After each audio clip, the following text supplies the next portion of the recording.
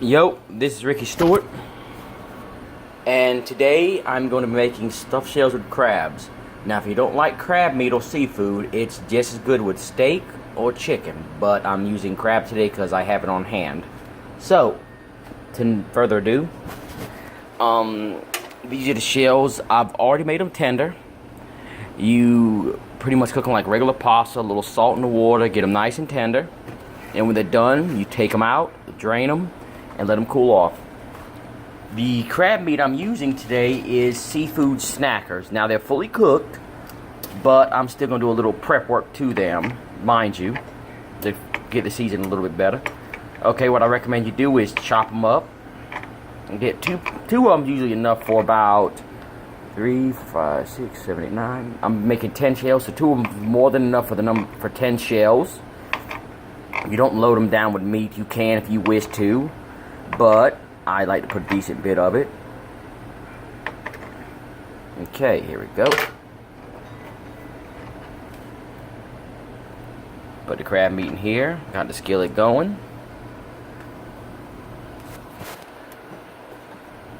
We're going to add there's a little bit of olive oil in there already, but I'm going to add a little bit more, just so it helps it cook out a little better.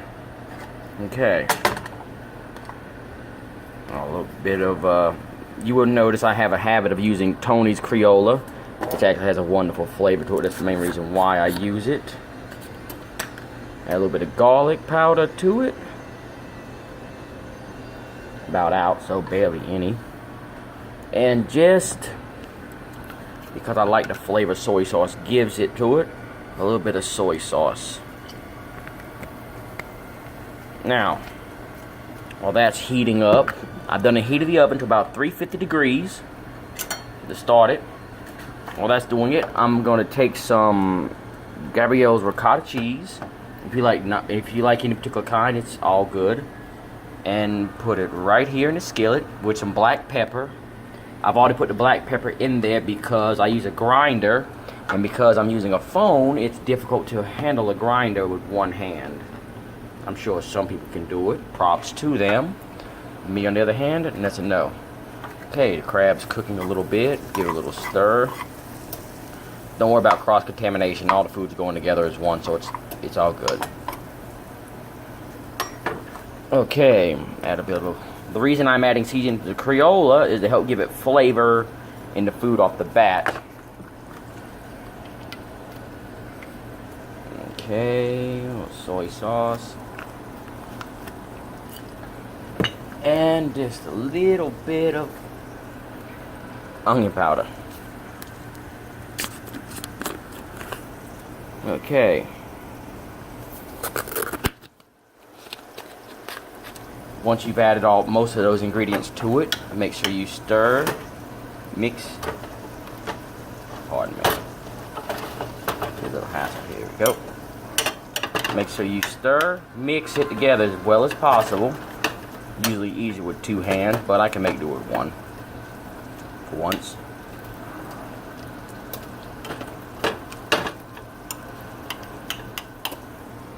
Okay. I'm going to pause it temporarily so I can stir it a little bit.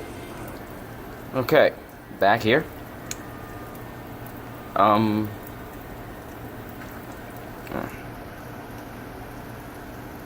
Okay, it's mixed in good. Crab meat is coming along just fine. Let's see here. It's starting to fall apart. Don't worry if it's starting to fall apart. That is not a deal breaker. Trust and believe it is not a deal breaker. It's got a nice little bit of brown to it, so I'm gonna turn it off. Stir it a little, take it off the main heat. Put ricotta cheese back there. And next comes the easiest, the easy part. Okay. Taking the stuffed shells down, and I'm going to do one of them, and then I'm going to pause it again so I can do the rest of it easier. You take a little bit of cottage cheese, Focus, focus.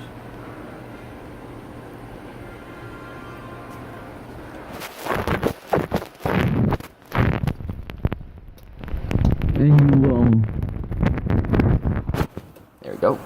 You put it in there. Now you take as many pieces of crab meat as you want, and you put it in there with it. Now I recommend putting it in there and pressing it down into the ricotta cheese so it kind of gets submerged in there.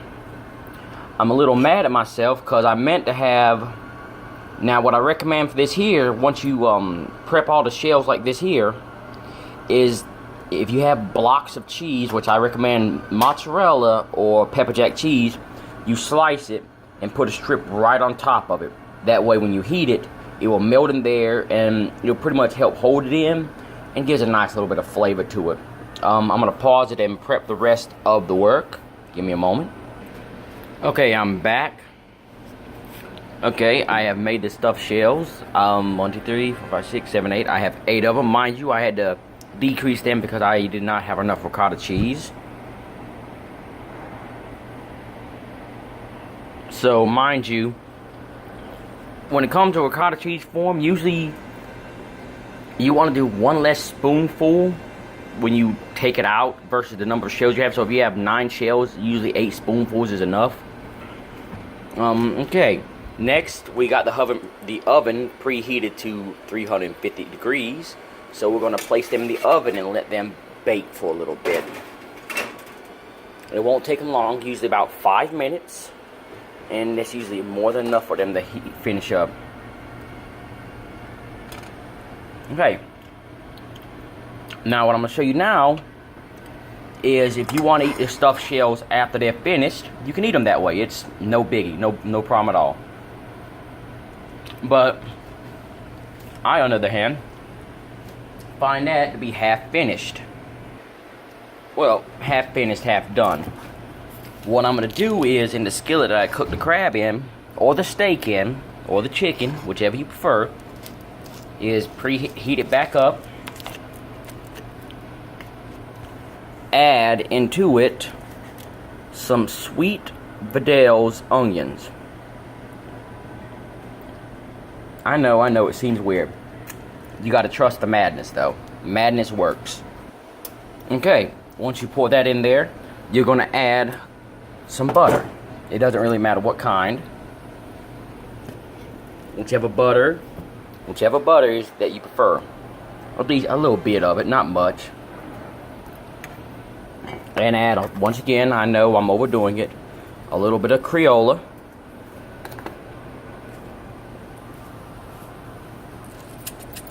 A little black pepper.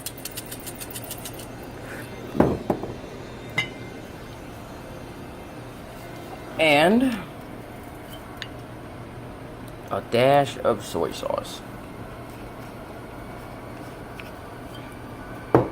Now once it starts getting to a certain temperature, the butter will melt, obviously, and it will mix together and make a nice, wonderful blend of a sauce. The reason I add black pepper to it is to help. It does have a bit of a high flavor of sweetness to it, and the black pepper helps tone it down a good bit. Once you melt it down enough, it will mix quite lovely, in fact, and make a lovely topping sauce for the stuffed shells. Normally I wait till the shells are finished before I make this here, because it doesn't take but usually less than a minute's amount of time for it to be made and created. You want it to have a nice even coherence. Liquid is the preferred way. You don't want it to be dry and pasty. Well, dry and hard pretty much, so because you can just, when you're done with it, as I will show you, you will just take out, once you take out the stuffed shell, you will put a glaze of this on top of it across the whole stuffed shells, and it will be a wonderful topping for the stuffed shells. Okay, I've taken the stuffed shells out after a few minutes. If you want them to be a little more golden, more brown, you can. It doesn't. Once they're pretty much out and dried a good bit, usually you want them to be, once you put them in the oven, you want them to dry out a little bit and be a little sturdy. Now, you take the dipping sauce I made and you pour it on top of them. Usually you want to do at least 1 spoonful for the amount for each one. And once you have put a glaze on top of each of them, if you have extra, you can pour extras on ones you want to have extra on, you know. No point in letting waste go. Letting anything go to waste if you can help it. I have just about the perfect amounts. Thankfully, for a change.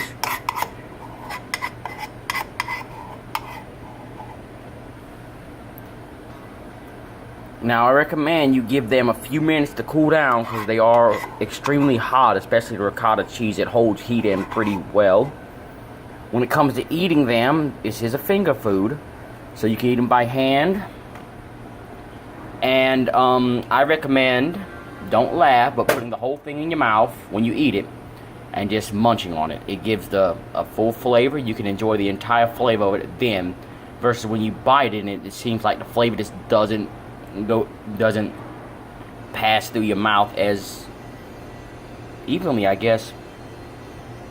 Well, this is Ricky Stewart, and this is how I make stuffed shells, and I hope you enjoy it. Have a good day.